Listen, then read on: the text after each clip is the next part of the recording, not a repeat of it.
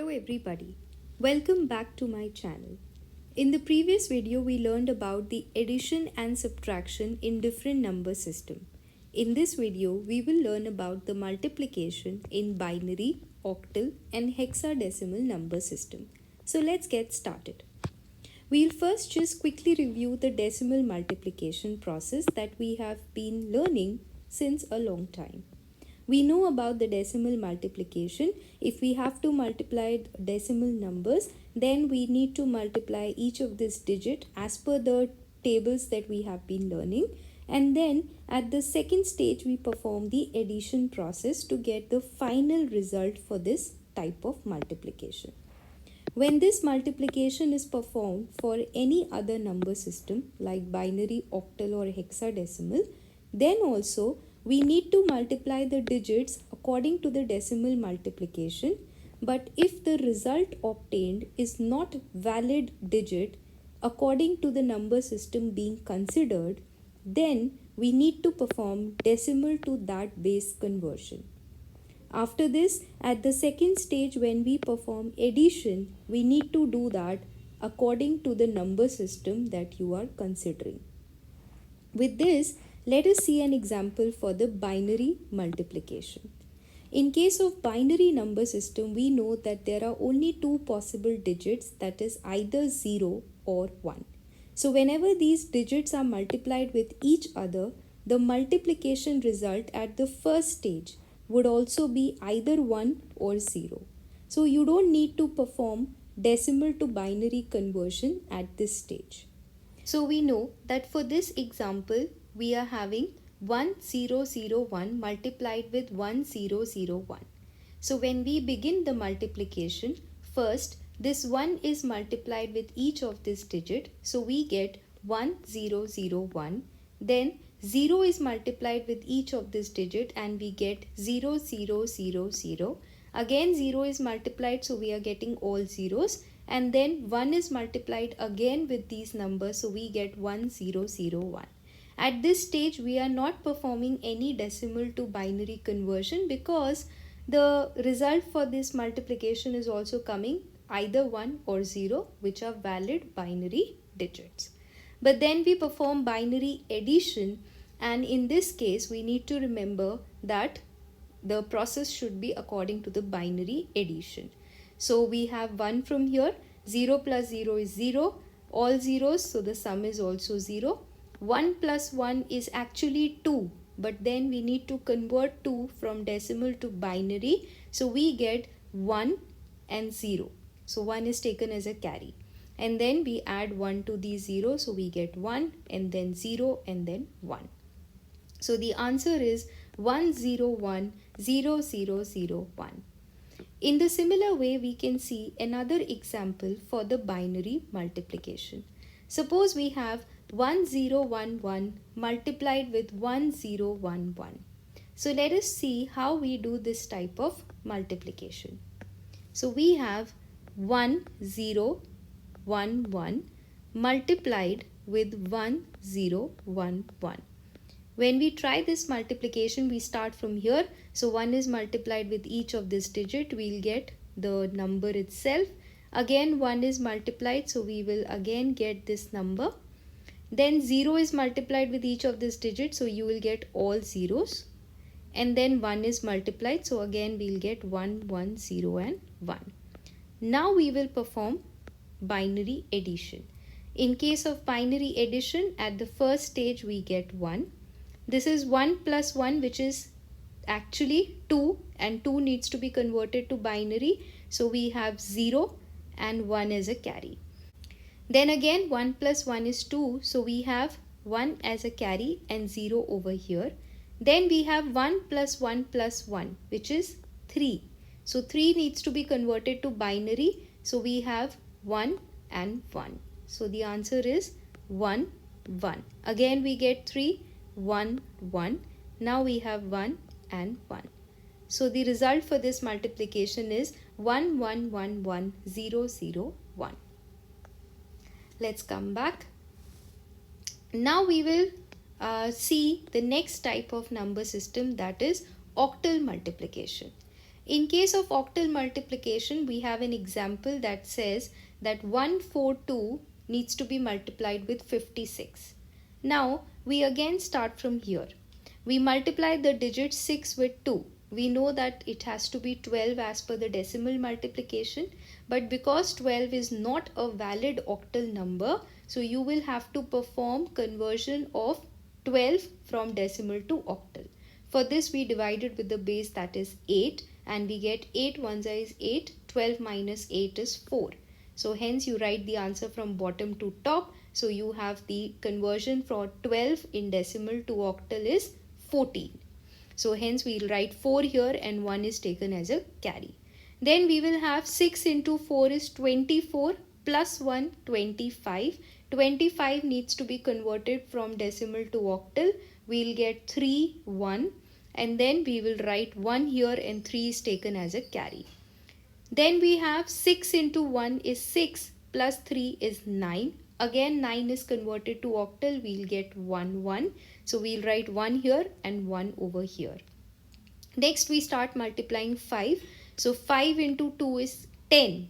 10 is not a valid octal number. So we convert it to octal. We'll get 1 2. So we'll write 2 here and 1 is taken as a carry to the next stage. Then 5 into 4 is 20 plus 1 is 21. So when we convert 21 from decimal to octal, we get 2 5. So we'll write 5 here and 2 is taken as a carry. Then we have 5 into 1 is 5 plus 2 is 7. And 7 is a valid octal number. So we don't need to perform the conversion. Now we need to have octal addition. So we'll start from here. This is 4, 3, 6. Now these three are all valid octal numbers. But when we come here, 7 plus 1 is 8. 8 is not a octal digit. Hence we need to convert it from decimal to octal. We'll get 1 0. So we have 1 0 over here. So the final result for this multiplication is 10634. In this way, we can perform the octal multiplication. Let us see another example. If we have 424 multiplied with 326 in octal. So let us try this. 424 multiplied with 326. So we'll start from here.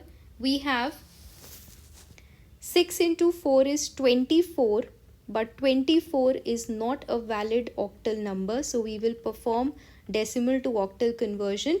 We have 8 into 3 is 24. So it is completely divided. So we have the octal conversion as 3 0. So this is 3. This is 0 and then we take 3 as a carry. Then 6 into 2 is 12 plus 3 is 15. Again 15 is not a valid octal number. So we'll convert it to octal. We have 8 1 is 8 and then you have over here 7. So this has to be 7 and 1 is taken as a carry. Then we have again 6 into 4 is 24 plus 1 is 25. So when we perform the conversion for 25 from decimal to octal, we'll get 3 and 1. So we'll write 1 here and 3 over here. Now we perform the second stage. 2 into 4 is 8. 8 is not a valid octal number. So 8 needs to be converted to octal. We convert it by dividing it with the base, that is 8, and we get 1 0. So this is 0 and this is 1.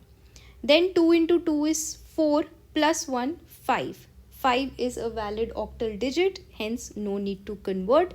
2 4s is 8. Again 8 is not a valid octal number, so we need to convert it, and we have already done this. So we have the result as 1 0. Then we start multiplying 3. 3 into 4 is 12. 12 is not a valid octal number, so we'll perform octal to decimal to octal conversion. So this we know we'll get 8 1 is 8, 12 minus 8 is 4. So this is 4 with a carry 1. Then 3 into 2 is 6 plus 1 is 7. This is a valid octal digit. And again 3 into 4 is 12. We have already converted 12 to octal. So we know the result is 1 and 4.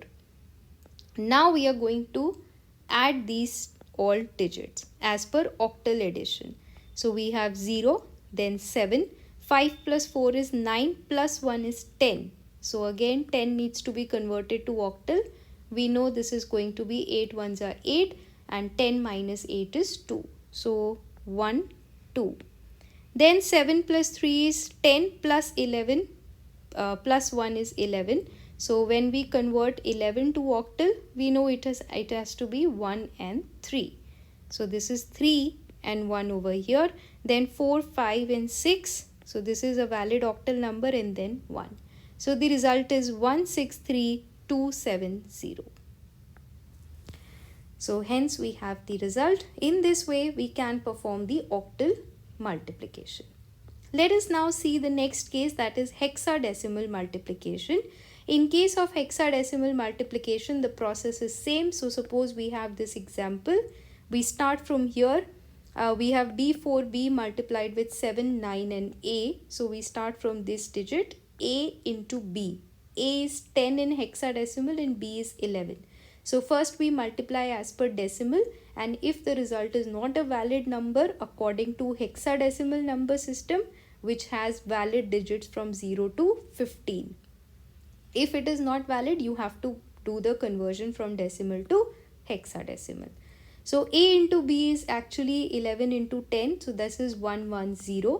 We convert 110 to a hexadecimal number. We'll get 16 into 6, which is 96. 110 minus 96 is 14, and 14 is represented as E in hexadecimal. So we have 6E as the conversion. So we write E here and 6 is taken as a carry. Then A is 10 into 4 is 40 plus 6 is 46. We convert 46 from decimal to hexadecimal. We get 2E. So we'll write E here and 2 is taken as a carry. Then 10 into B. This is again 10 into 11. So we have 110 plus 2, 112. Now 112 is converted to hexadecimal, and when we do this, we get the result as 70. So we write 70. Now we start multiplying the next digit, that is 9 into B. So 9 into 11 is 99. We need to convert 99 from decimal to hexadecimal. When we do this, we get it as 63, the hexadecimal result.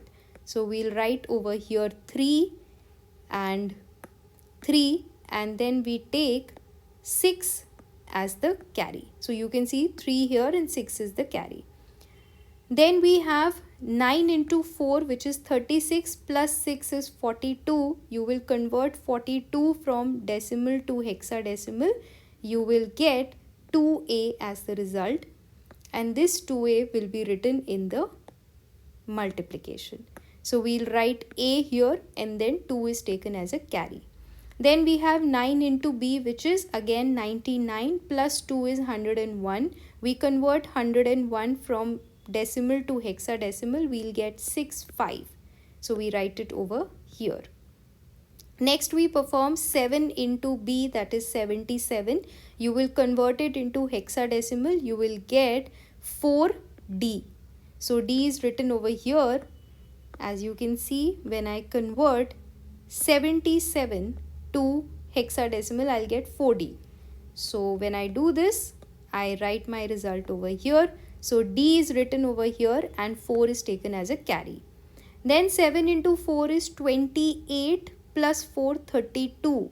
Now when I divide 32 with 16, I'll get the result as 2, 0.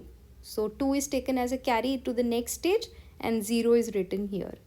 Then finally I have 7 into B, that is 77, because B is actually 11. 77 plus 2 is 79. When we convert 79 from decimal to hexadecimal, we get 4F. So we'll write this 4F over here. Next we need to perform the addition as per the hexadecimal number system. So we start from here. This is E. E is 14 plus 3 is 17. You have to convert 17 from decimal to hexadecimal. You will get 1, 1. So 1 is taken as a carry to the next stage. Then we have A is 10 plus 1 is 11. plus 13. So we have 24. You will convert 24 to hexadecimal. You will get 18. Then we have 7 plus 1 is 8, plus 5 is going to be 13. 13 is represented as D in hexadecimal. Then we have 15 plus 6, which is 21. 21 converted from decimal to hexadecimal would be 15. And then finally we have 4 plus 1, that is 5.